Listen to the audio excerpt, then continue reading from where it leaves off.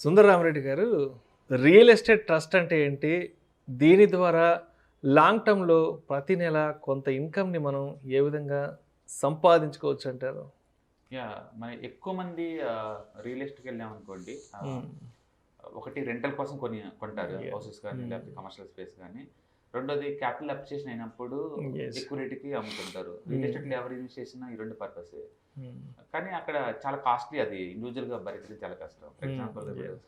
మీరు ఐటీ క్యాడర్‌లో గాని చూసారనుకోండి, పెద్ద పెద్ద బిల్డింగ్స్ ఉంటాయి. ఈ సెడ్జ్‌లు. యాహ్! ఆ! ఆ! అక్కడ ఒక బిల్డింగ్ మనం కొనటం అనేది ఇట్స్ ఎ డ్రీమ్, అసలు ఇంపాసిబుల్ అలాంటియన్నీ. అసలు జరగదది. ఆ! కానీ మోడర్న్ ఎకానమీ అందులో కూడా నీకు ఓనర్‌షిప్ అవ్వడానికి ఆపర్చునిటీ క్రియేట్ చేస్తది. ఓనర్‌షిప్ అవ్వడానికి. ఓనర్‌షిప్ ఆ! అవ్వడానికి ఆ! కూడా. హ్మ్. దాన్ని మనం రియల్ ఎస్టేట్ ఇన్వెస్ట్‌మెంట్ ట్రస్ట్ అంటారు. హ్మ్. హ్మ్. రీట్స్ అంటారు. Real estate investment trust. Yes. Yes. వాళ్ళేం చేస్తారంటే, మన స్టాక్ మార్కెట్‌లో లాగానే ఒక మ్యూచువల్ ఫండ్ టైప్ అనుకోండి అది. హ్మ్. మ్యూచువల్ ఫండ్స్‌కి దీనికి తేడా ఏంటంటే, మ్యూచువల్ ఫండ్సోళ్ళు వాళ్ళకి నచ్చిన కంపెనీలో ఇన్వెస్ట్ చేస్తారు బేస్డ్ ఆన్ ఇన్వెస్టర్. థీమ్. అవునవును. ఆ! వీళ్ళేంటంటే ఓన్లీ రియల్ ఎస్టేట్ కమర్షియల్ ప్రాజెక్ట్స్‌లో మాత్రమే పెట్టాలి. హ్మ్. అది కూడా వాళ్ళకొచ్చిన ప్రాఫిట్స్‌లో ఉంచి 90%ని ఎప్పటికప్పుడే డిస్ట్రిబ్యూట్ చేయాలి వితిన్ 1 ఇయర్ కల్లా. హ్మ్.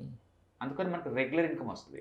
ఓకే. అంటే మీరు ఓన్‌గా కొని ఏదైనా బిల్డింగ్ రెంట్‌కి ఇస్తే మీకు రెంటల్ ఇన్‌కమ్ ఎలా వస్తుందో, అవును. హ్మ్. అలాగే ఇలాంటి రీట్స్‌లో గనుక మీరు ఇన్వెస్ట్ చేస్తే హ్మ్. నీకు ఇయర్లీ యావరేజ్ మీద నీకు 5-9% దాకా రెంటల్ హ్మ్. ఈల్డ్ వస్తూనే ఉంటది. యెస్. యెస్. ఓకే. ఆ! ఇండియాలో అంత ఎక్కువ చాయిస్ ఏం లేదు. బట్ అమెరికాలో అయితే ఇది 1960లోనే స్టార్ట్ అయిందండి. 1960లోనే. 1960లోనే స్టార్ట్ అంటే అయింది. 60 ఏళ్ల క్రితమే స్టార్ట్ అయిపోయింది. అమెరికాలో చాలా అడ్వాన్స్. హ్మ్. అమెరికాలో చాలా అడ్వాన్స్ వాళ్ళు ఈ హ్మ్. విషయంలో. సో, చిన్న చిన్న ఇన్వెస్టర్స్ కూడా హ్మ్. బిగ్ కమర్షియల్ రియల్ ఎస్టేట్స్‌లో హ్మ్. ఎంట్రీ అవ్వటానికి ఇది యూజ్ అవుద్దనమాట. అయితే అంటే మనం ఎంత ఇన్వెస్ట్ చేయాలంటారక్కడ? లైక్ స్టాక్స్‌లోనే మనం ఇంతకుముందైతే మినిమమ్ 200 యూనిట్స్, 300 యూనిట్స్ అనేవాళ్ళు. ఆ! ఇప్పుడు లేదు. సింగిల్ స్టాక్ లాగానే ఒక యూనిట్ కూడా కొనుక్కోవచ్చు ఇప్పుడు.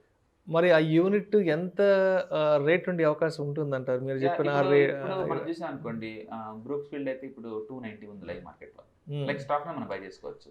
ఓకే. ఓకే. ఆ!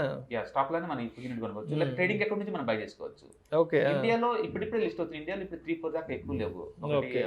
మైండ్ స్పేస్ ఒకటుంది. Mind space yeah! ఎడ్జ్‌లో IT yeah! Companies edges edges. ఆ! అదొకటుంది. అండ్ బ్రూక్స్ ఫీల్డ్ ఒకటుంది. హ్మ్. And embassy వాళ్ళొకటున్నారు. ఎంబసీ హ్మ్. ముగ్గురే ఉన్నాయి. ఓకే. సో, ఆ! దీంట్లో ఉంటే ఏంటంటే, రియల్ ఎస్టేట్‌లో నువ్వున్న బెనిఫిట్స్ మొత్తం నీకొస్తాయి. అంటే హ్మ్. లిక్విడిటీ ఎప్పుడు కావాలంటే అప్పుడు బయటికి పోవచ్చు. యెస్. ఎప్పుడు ఆ! కావాలంటే అప్పుడు లోపలికి రావచ్చు. దట్ ఈస్ హ్మ్. The beauty. Second, regular income వస్తది. నువ్వు రెంట్‌కిచ్చినా కూడా అంతే కదా వచ్చేది. యెస్. ఇక్కడ కూడా నీకు రెగ్యులర్‌గా నీకు డివిడెండ్ అవునవును. లాగా వస్తా ఉంటాయి. హ్మ్. ఎందుకంటే 90% you have to share. SEBI rule అది. అవును. హ్మ్. అది. మూడోది లాంగ్ టర్మ్ వెల్త్ క్రియేట్ అవుతుంటది. అవును. హ్మ్. నాలుగోది ఏంటంటే, ఎక్కువ రేట్ అప్‌డేట్ అయిందనుకో, ల్యాండ్ రేట్ ఎప్పుడు పెరుగుతూనే ఉంటాయి ఇండియాలో. అవును. ఎందుకంటే హ్మ్. అవును. 134 క్రోర్ పాపులేషన్, లిమిటెడ్ సిటీస్ ఉన్నాయి. యాహ్! సో, అప్రిషియేషన్ అవుతా ఉంటది. ఈ హ్మ్. 4 కంబైన్డ్ ఉన్న ప్రొడక్టే ఈ రియల్ ఎస్టేట్ ఇన్వెస్ట్‌మెంట్ ట్రస్ట్ అన్నమాట. ఆర్‌ఈఎల్‌టీ. హ్మ్. ఆర్‌ఈఐటీ. హ్మ్. హ్మ్. ఓకే. సో, ఇందులో ఉన్న బ్యూటీ ఏందంటే, చిన్న పోర్షన్ ఓన్ చేసుకోవచ్చు. హ్మ్. అంటే ఇండియాలో ఉన్న బిగ్గెస్ట్ ప్లేసెస్. హ్మ్. వీళ్ళేంటంటే ఇండియాలో అన్ని క్యాపిటల్ సిటీస్‌లో ఉంటాయి. హైదరాబాద్ కావచ్చు, ముంబై హ్మ్. కావచ్చు, చెన్నై కావచ్చు. వీటన్నిటిలో వాళ్ళ హ్మ్. ఆఫీసెస్ ఉంటాయి. అవన్నీ కమర్షియల్ స్పేస్ రెంట్‌కి ఇస్తారు. హ్మ్. పైగా వాళ్ళ దగ్గర తీసుకునేది మైక్రోసాఫ్ట్, హ్మ్. IBM, Ola, yes. పెద్ద పెద్ద కార్పొరేటోళ్ళు. అవన్నీ లాంగ్ టర్మ్ లీజ్‌కి ఇస్తారు వాళ్ళకి. యెస్. యెస్. 5 హ్మ్. ఇయర్స్, 10 ఇయర్స్ అట్లా. హ్మ్. అందుకని 1, 2 సంవత్సరాలు అప్ అండ్ డౌన్ అంటూ ఏమి ఉండదు హ్మ్. ఆటిల్లో. హ్మ్. ఓకే. సో, ఎప్పుడైనా కరోనా ఈ టైంలో ఏదైనా పడిపోయిందనుకోండి, మనం హ్మ్. ఎంచక్కా వాటిని బై చేసుకోవచ్చు. ఎందుకంటే లాంగ్ టర్మ్ వాళ్ళ అగ్రీమెంట్స్ అవును. అవి. హ్మ్. కరోనా వచ్చింది కదా అని చెప్పి డిస్కౌంట్ ఇవ్వడం ఏమి ఉండదు. యెస్. యెస్. అందుకని ఎవరికైనా సరే మ్యూచువల్ ఫండ్ లాంటి ప్రొడక్ట్ కావాలి. బట్ రియల్ ఎస్టేట్‌లో కావాలని మీకు గనుక మోజుంటే, హ్మ్. ఇయర్‌లీ మీకు ఒక 10% వచ్చినా పర్వాలేదు నాకు. కాకపోతే రెగ్యులర్‌గా యెస్. వచ్చేలాగా ఉండాలి అనుకుంటే గనక, హ్మ్. ఈ ప్రొడక్ట్ మీ రిక్వైర్మెంట్‌ని సాటిస్ఫై చేస్తది. హ్మ్. అంటే నీకు ఇయర్‌లీ యావరేజ్ మీద 6-9%. Yes. That's depending upon how rental income they are getting అనమాట. ఆ యెస్. అమౌంట్ వచ్చి మొత్తం 90% మీకిస్తది. సో, అవునవును. బేసికల్‌గా ఈ ఆర్‌ఈఐటీ వాళ్ళేంటంటే 3 టైప్స్‌లో ఉంటది. ఒకటి, హ్మ్. వాళ్ళే ప్రాపర్టీని కొనేస్తారు. హ్మ్. డెవలప్ చేసి రెంట్‌కి ఇచ్చేస్తారు. కమర్షియల్ హ్మ్. రెంట్‌కి హ్మ్. అదొకటి. రెండోదేమో మార్ట్‌గేజ్, వేరే వాళ్ళు ఎవరైనా వీళ్ళు తీసుకుంటారు. హ్మ్. లీజ్‌కి హ్మ్. తీసుకొని అయి హ్మ్. రన్ చేస్తుంటారు. యెస్. యెస్. లేదా హైబ్రిడ్ మోడల్, హ్మ్. మార్ట్‌గేజ్ కావచ్చు, ఓన్‌గా కావచ్చు. డెవలప్ చేసుకొని హ్మ్. రెంటల్‌కి ఇస్తారు. మొత్తానికైతే వీళ్ళ మేజర్ ఇన్‌కమ్ రెంటల్ ఈల్డ్ అంతే. హ్మ్. ఓకే. రెంట్‌కి ఇస్తారు. అది కూడా కమర్షియల్ అది. హ్మ్. సో, కమర్షియల్ రెంటల్ ఎప్పుడు గిరాకీ ఉంటది. ఇప్పుడు వైజాగ్ సిటీలో మధ్యలో గాని, లేకపోతే యెస్. ఇంకోటి యెస్. ఆ! హైదరాబాద్‌లో మిడిల్‌లో గాని ఉన్న ఐటీ సిటీలో అవును. ఖాళీగా ఎందుకుంటాయి, ఎప్పటికి ఉండవయి. హ్మ్. సో, మనకి ఒక ప్రాపర్టీ ఉన్నట్టుంటది. అంటే రెంటల్ నడుస్తా ఉంటది. యెస్. So, yes. ఇయర్‌లీ ఎవరికైనా సరే ఒక బిట్వీన్ 6-10% హ్మ్. ఒక ఈల్డ్ లాగా నీకు కావాలి అనుకుంటే, రైట్. And right. అదే టైంలో ల్యాండ్ అప్రిషియేషన్ జరిగినప్పుడల్లా ఇంకా ఎక్కువ అయ్యేలాగా ఉండాలంటే, హ్మ్. ఈ రెండిటిని సాటిస్ఫై చేసేది రియల్ ఎస్టేట్. ఎందుకంటే యెస్. మన ఓన్‌గా రియల్ ఎస్టేట్‌కి వెళ్తే ప్రాబ్లమ్ వచ్చిందంటే, బల్క్ అమౌంట్ కావాలి రూల్ నంబర్ 1. హ్మ్. పెద్ద మొత్తంలో కావాలి. అవును. అంత నా దగ్గర లేదు. రెండోది, రియల్ ఎస్టేట్ ఎప్పుడూ లీగల్ హెడేక్ అది. ఒకరికి 4 పేర్లు రిజిస్ట్రేషన్ చేశారనుకోండి, అవి కోర్టుకు వెళ్ళినాయి అంటే ఇట్స్ టేక్ ఇయర్స్ టైం. అవునవును. అలాంటి హెడేక్ ఏం లేదు. థర్డ్ వన్ ఇమీడియట్ హెల్ప్ లేకుండా మనం కొనలేము, అమ్మలేము. ఫోర్త్ వన్ ఇల్లిక్విడ్, మనం కొన్నా సరే అర్జెంట్ మనీ కావాలంటే అమ్మలేము. ఈ 4 ఓవర్కమ్ చేస్తుంది రియల్ ఎస్టేట్ ఇన్వెస్ట్మెంట్ ట్రస్ట్. ఎందుకంటే ఎంత ఎప్పుడు కావాలంటే ఇప్పుడు లైవ్ మార్కెట్ కొనొచ్చు, లైవ్ మార్కెట్ అమ్మచ్చు, అండ్ రెగ్యులర్ ఇన్కమ్, పైగా రెగ్యులర్ ఇన్కమ్. ఇది బెస్ట్ ప్రొడక్ట్ కాదా అనేది పక్కన పెడితే, నీ రిక్వైర్మెంట్ కనుక ఇయర్లీ ఒక 6 to 9% కైండ్ ఆఫ్ రిటర్న్స్ రావాలి రెగ్యులర్ గా, నేను రియల్ ఎస్టేట్ లో ఉండాలి అనుకుంటే మాత్రం డెఫినెట్ గా ఈ ప్రొడక్ట్ సపోర్ట్ చేస్తుంది. సో వన్ ఆఫ్ ది అమెరికాలో చాలా ఓల్డెస్ట్ ప్రొడక్ట్ అది, రీసెంట్ గా. ఇక ముందు రోజుల్లో కూడా చాలా ఇలాంటి ప్రొడక్ట్స్ వస్తుంటాయి, ఇలాంటి ఇన్నోవేటివ్ ప్రొడక్ట్స్ చాలా వస్తుంటాయి. రైట్. ఓకే, కాకపోతే ఇది like mutual fund exclusive meant for real estate. Real estate mutual fund అనుకోండి సింపుల్ గా. ఓకే, రెంటల్ ఇల్లు అయితే వస్తుంది. రెంటల్ ఇల్లు నీకు ఈజీగా 6 to 9% మధ్య. ఇప్పుడు ఈ పాయింట్ ఆఫ్ టైంలో మీరు కొంటే కనుక బ్రూక్ ఫీల్డ్ కనుక 9% వస్తుంది, మైండ్ స్పేస్ అయితే 7% దాకా వస్తుంది రెంటల్ ఇల్లు.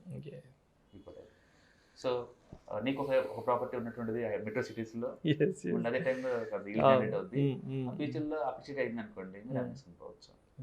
సో అట్లా కమర్షియల్ స్పేస్ లో రెంటల్ ఇచ్చే దాంట్లో మనం కూడా భాగస్వాములు కావచ్చు. అండ్ మోరల్ మనీ వస్తుంది కదా, anything generating money is always good. ఈక్విటీలో ఏంటంటే అది గ్యారంటీ ఏమి ఉండదు, equity market up and down అవుతుంది, బిజినెస్ ఎప్పుడు కూడా అప్ అండ్ డౌన్ అవుతూ ఉంటుంది, అది జీరో అవుతుందనే గ్యారంటీ లేదు. బట్ ఈ కంపెనీ జీరో అయ్యే ఛాన్స్ ఉండదు, ఎందుకంటే అవి ఐటీ జోన్స్ లో ఉంటాయి, కమర్షియల్ బిల్డింగ్స్ అవి ఎప్పటికీ ఫర్ ఎవర్ ఉంటాయి అనమాట. అందుకని నీకు మినిమం గ్యారంటీ లాగా ఉంటుంది. సో ఈక్విటీ దీన్ని కంపేర్ చేయలేము. ఈక్విటీ మార్కెట్ లో వాళ్ళకి వస్తే నీకు షేర్ చేస్తారు, రాకపోతే షేర్ చేయరు కదా. ఇవట్టే కాదు, long term lease agreements, international companies తో లాంగ్ టర్మ్ లీజ్ అగ్రిమెంట్స్ ఉంటాయి కాబట్టి మల్టిపుల్ సిటీస్ లో ఉంటాయి. ఇవి డైవర్సిఫైడ్, మళ్ళీ ఒక సిటీ మల్టిపుల్ సిటీస్ లో కాబట్టి మినిమం గ్యారంటీ లాగా ఉంటాయి. అంటే ఒక సిటీలో రియల్ ఎస్టేట్ డౌన్ అయినా సరే ఇంకొక సిటీలో ఛాన్స్, హోప్ ఉంటుంది, ఛాన్స్ డెఫినెట్ గా ఉంటుంది. అన్ని దగ్గరలో ఒకటేసారి పడిపోదు కాబట్టి. అంటే కొంతమంది ఏంటంటే ఈ వర్క్ ఫ్రమ్ హోమ్ వచ్చింది కాబట్టి ఫ్యూచర్ లో డౌన్ అవుతాం అంటారు, కానీ బట్ ఇండియా 136 crore పాపులేషన్ కి పెరిగే బిజినెస్ యాక్టివిటీస్ కి కట్టుకుంటూ పోవాలి, కానీ తగ్గేదైతే స్టడీ కమర్షియల్ స్పేస్ 7% పెరిగింది, ఇంకా పెరిగింది, యాక్టివిటీ పెరిగింది, ఇంకా 7% తగ్గేది లేదు. రైట్.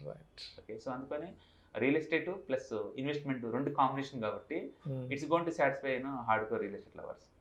మామూలుగా అయితే అక్కడికి వెళ్ళామనుకోండి ఈక్విటీ తిట్టుకుంటారు, ఈక్విటీ మాకు అప్ అండ్ డౌన్స్ ఉంటే దాంట్లో ఇక్కడికి వచ్చారనుకోండి రియల్ ఎస్టేట్ వేస్ట్, లిక్విడిటీ సరిగా ఉండదు, పోతుంటుంది. ఇది ఇప్పుడు REITలోకి వచ్చినాం అనుకోండి, నీకు రెండు సాటిస్ఫై అవుతుంది కాబట్టి it's going to be one kind of income అనమాట. Right. Thank you so much Sundaram Reddy garu. Real estate investment trust అనే ఒక కాన్సెప్ట్ గురించి ప్రేక్షకులకు చాలా చక్కగా తెలియజేశారు. Thank you so much. Thank you sir.